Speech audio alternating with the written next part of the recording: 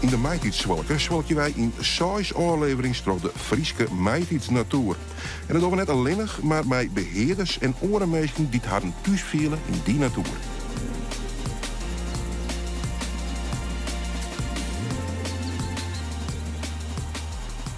Welkom bij de tweede aflevering van de Maitids-Zwalker.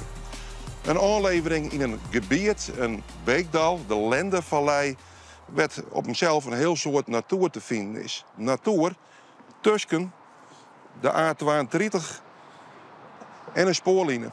Dit is het meest bezochte natuurgebied van het Frieske Geer. Het wordt alleen nog maar 20 seconden lang, maar dan ben je er voorbij. Wij bloeien hier wat langer, want ik op plakken waar het een soort drokte is en waar het gewoon meisje misschien geen natuur verwacht je, is die er wel.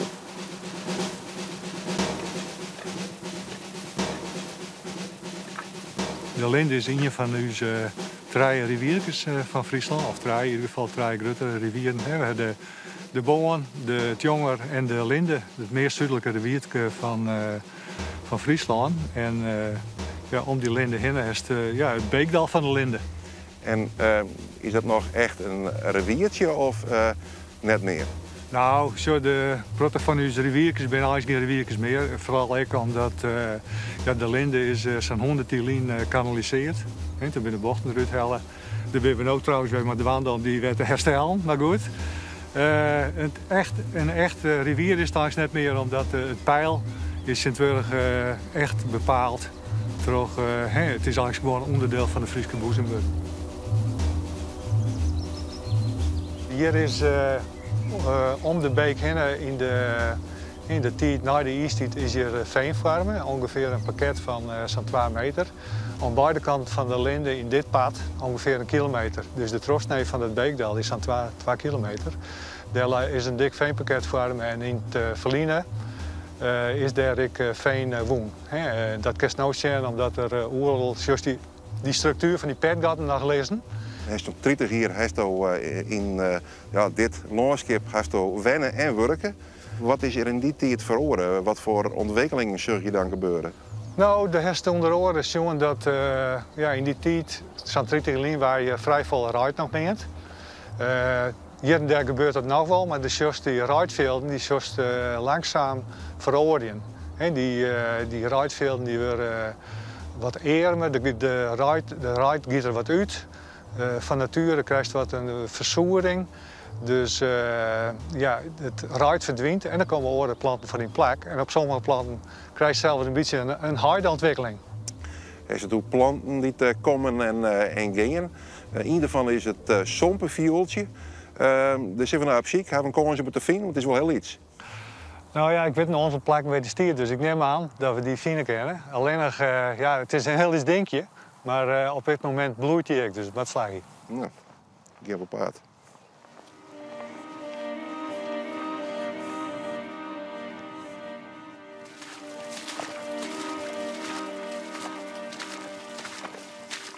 Nou, dit is een plak met hij wel stiert. Alleen nog, laat ik krek even in de bloei steken wat. Ik geloof.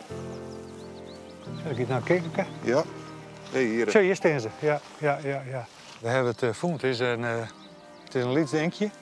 Maar we hebben geluk dat hij nou in bloei stiert. Dus hier kan je de bladjes heel mooi zien. En dit is het bloemke. Er is juist mijn hand erbij, dus het is juist hoe liet het is. Dat zal geen succes worden in het tuincentrum, denk ik. Dat verkeer je net. Is Nee.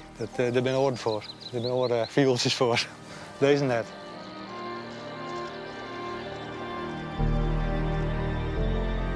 Het is de waardplant van de zilveren maan. De zilveren maan, dat is een parlemoervlinder die vliegt. Dus dit plantje is voor die vlinder heel belangrijk. Want dit plantje er net meer is, dan is de vlinder er ook niet meer. Om eens heen en jaren hebben we heel tijd met vogels. Dus we zien dat er wat. Want is één ding, maar zien is 2. Zien. Ja, er zit een ratioanker daar achter. Ja? Dus die zit daar. Oh ja.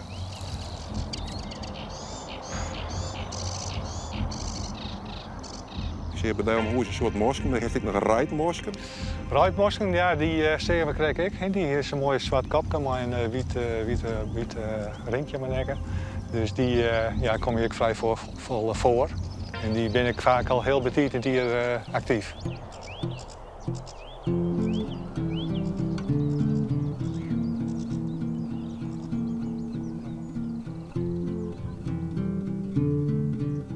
Vroeger kwam ik hier altijd met mijn oom te melken. En dan was dit nog een kaal gebied. Dit was helemaal kaal. Allemaal alleen riet. Dus het is enorm veranderd in al die jaren. En er kwam de ruilverkaveling overheen. De ruilverkaveling die had de diepteontwatering. En toen was het met de grijdenvogels gebeurd hier. En nou, sinds 2 jaar hebben we dus... ja, het is alweer langer van de natuur van de Friese G dus. Maar nou, sinds 2 jaar hebben we dus het waterpeil weer omhoog. En ik heb hier nou weer kiewitten. Tutering zit hier soms nog, die broeden hier verleden jaar met 2 span. Dus kleine vier zit op dat eiland. Dus ik ben eigenlijk wel een tevreden man.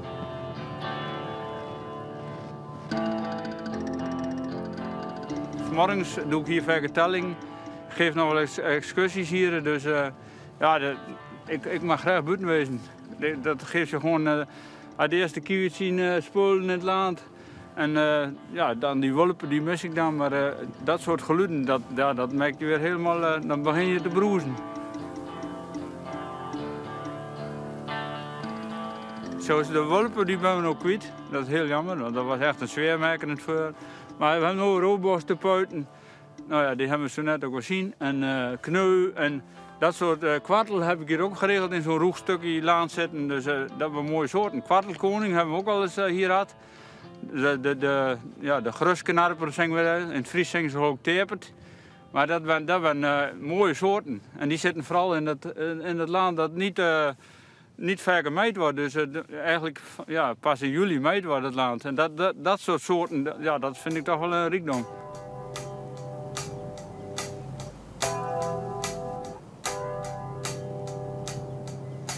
Tom, volgens mij zullen we nou naar iets wat in vaktermen plasdras nemen. Maar zoals die echte grijdenvogelgebieden zeg ik je net een soort skriezen of dat soort geword. Het skarrelt wel wat om, maar wat? Ja, dit is inderdaad een stukje grijde wat onder water stiert. En dat doen we meestal om deze tijd om wat vogels te lokken. En je zag hier er zwemmen wat eindjeboel en wat steltrennekes. Hier vooral rennen wat witgatjes. Wietgattjerken. En ik zag direct nog een Lietse plevier. Lietse plevier is een vogeltje dat je wordt beriert soms te eten. En de wietgatjes net. Die ben echt op troonreis. Waar uit daar?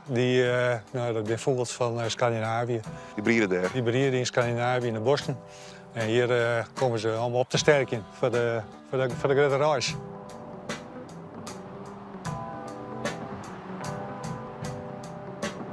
Maar als plak werd vogels terugloeken, dat geldt ik voor uitjes? Ja, we zien al een ploegje slotbaan en wat winterchillinkjes. Dat ben ik al je vogels, die ben ik al hier onderwijs naar het noorden. Dus het meeste wat we zien, dat ben geen breedvogels van hier.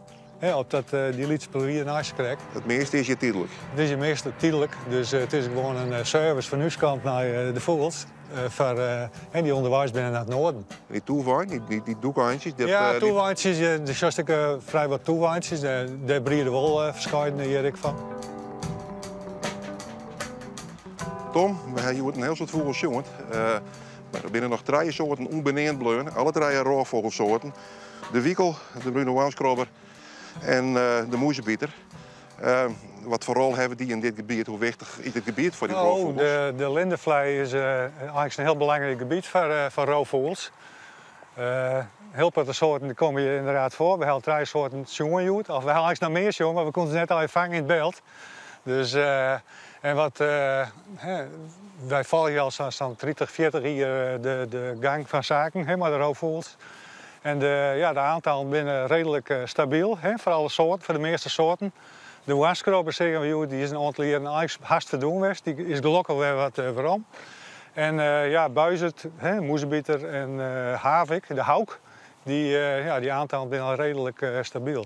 Verder hebben we het wikkeltje, die had ik, sommige heren had het moeilijk. Laatst heren gaat het wel wat beter, want nou ja, goed, er is ook wel wat meer prooi. Er ben wat meer prooien, moezenfretters en soort.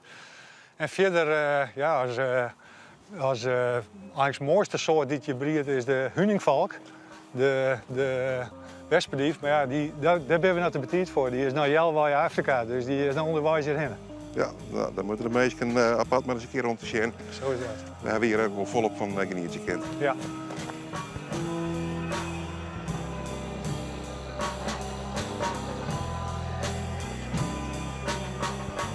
En dat wie de meitijd zwalker van deze week.